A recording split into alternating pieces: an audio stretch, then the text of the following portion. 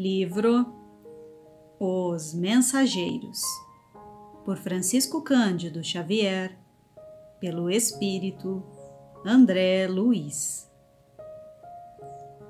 45. Mente enferma.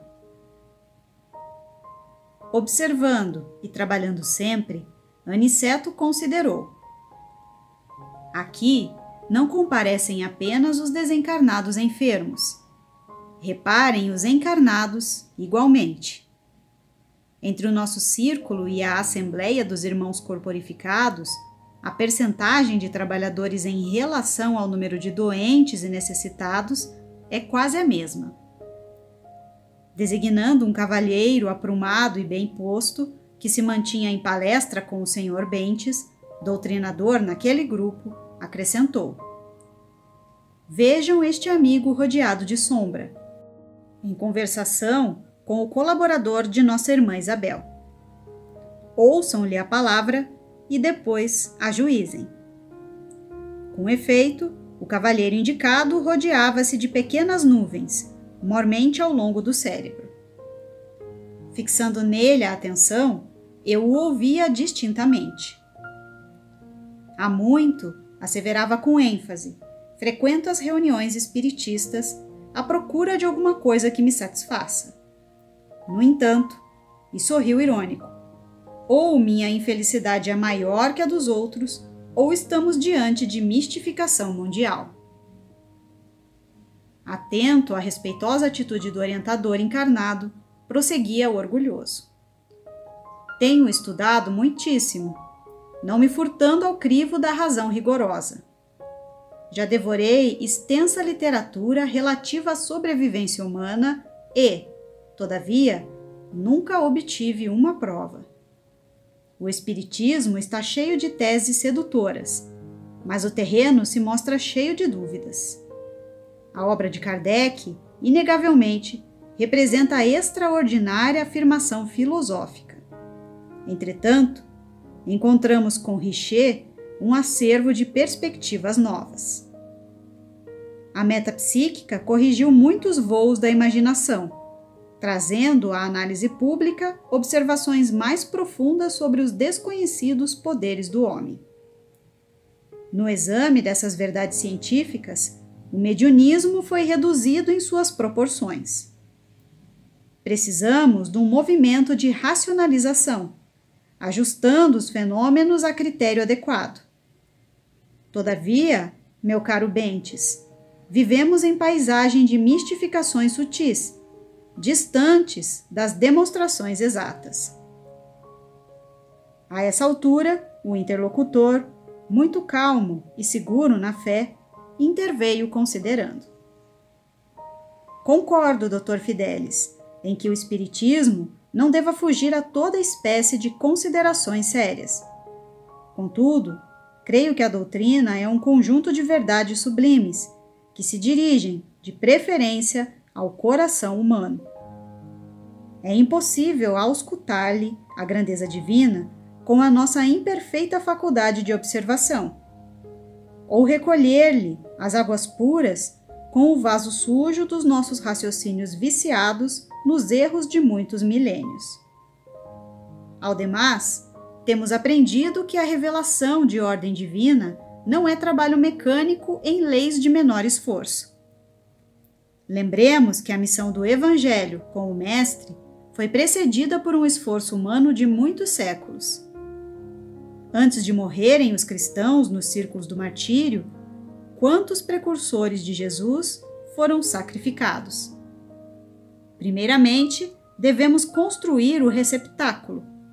Em seguida, alcançaremos a bênção. A Bíblia, sagrado livro dos cristãos, é o encontro da experiência humana, cheia de suor e lágrimas, consubstanciada no Velho Testamento, com a resposta celestial, sublime e pura, no Evangelho de Nosso Senhor. O cavalheiro, que respondia pelo nome de Dr. Fidelis, sorria de modo vago, entre a ironia e a vaidade ofendida. Bentes, contudo, não perdeu a oportunidade e continuou: se todo o serviço sério da existência humana é alguma coisa de sagrado aos nossos olhos, que dizer da expressão divina no trabalho planetário? E considerando a essência do serviço na organização do mundo, que seria de nós se um punhado de espíritos amigos e sábios nos arrebatassem a visão ampla de orbes superiores, impelindo-nos para eles precipitadamente, tão só pelo fato de nos dispensarem como indivíduos uma estima santa? Estaríamos preparados para a mudança radical? Saberemos o que vem a ser a vida num orbe superior? Teremos trabalhado bastante para entender os divinos desígnios? E a Terra? E as nossas milenárias dívidas para com o planeta que nos tem suportado as imperfeições? Como residir nos andares mais altos sem drenar os pântanos que jazem embaixo? Estas considerações tornam-se imprescindíveis no exame de argumentação como a sua, porquanto não podemos ajuizar com precisão as correntes generosas de um rio caudaloso, observando tão somente as gotas recolhidas no dedal das nossas limitações. O pesquisador renitente acentuou a expressão irônica do rosto e revidou. Você fala como homem de fé, esquecendo que meu esforço se dirige à razão e à ciência. Quero referir-me às ilações inevitáveis da consulta livre, às farsas mediúnicas de todos os tempos. Você está informado de que cientistas inúmeros examinaram as fraudes dos mais célebres aparelhos do mediunismo na Europa e na América. Ora, que esperar de uma doutrina confiada a mistificadores continentais? Bentes respondeu, muito sereno e ponderado. Está enganado, meu amigo. Estaríamos laborando em erro grave se colocássemos toda a responsabilidade doutrinária nas organizações mediúnicas. Os médiuns são simples colaboradores do trabalho de espiritualização. Cada um responderá pelo que fez das possibilidades recebidas, como também nós seremos compelidos a contas necessárias algum dia.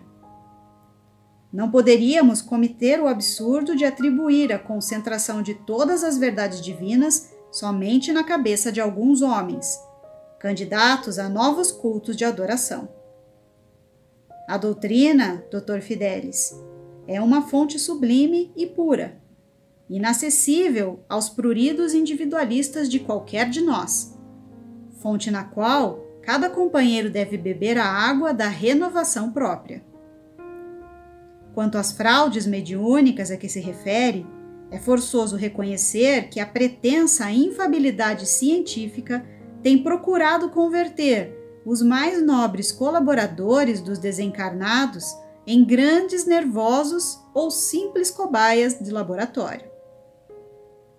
Os pesquisadores, atualmente batizados como metapsiquistas, são estranhos lavradores que enxameiam no campo de serviço sem nada produzirem de fundamentalmente útil. Inclinam-se para a terra, contam os grãos de areia e os vermes invasores, determinam o grau de calor e estudam a longitude, observam as disposições climáticas e anotam as variações atmosféricas. Mas, com grande surpresa para os trabalhadores sinceros, desprezam as sementes. O interlocutor deixou de sorrir e observou. Vamos ver. Espero a mensagem dos meus com os sinais iniludíveis da sobrevivência após a morte. Aniceto nos tocou de leve e falou. Repararam como este homem traz a mente enfermiça? É um dos curiosos doentes encarnados. Tem vasta cultura e, todavia, como traz o sentimento envenenado, tudo quanto lhe cai nos raciocínios participa da geral intoxicação. É pesquisador de superfície, como ocorre a muita gente. Tudo espera dos outros, examina seu semelhante, mas não ausculta a si mesmo. Quer a realização divina sem o esforço humano, reclama a graça, formulando a exigência. Quer o trigo da verdade, sem participar da semeadura.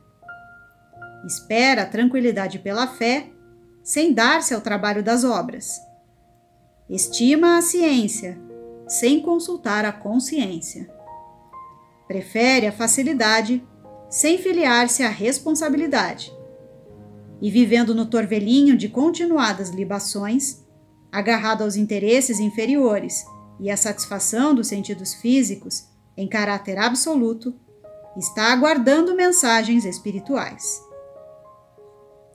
Estávamos admirados ante as conclusões interessantes do instrutor amigo. Vicente, que se mantinha sob forte impressão, perguntou: afinal de contas, o que deseja este homem? Aniceto sorriu e respondeu: também ele teria imensas dificuldades para responder. Para nós outros, Vicente, o Dr. Fidelis é um desses enfermos que ainda não se dispuseram a procurar o alívio pelo demasiado apego à sensação.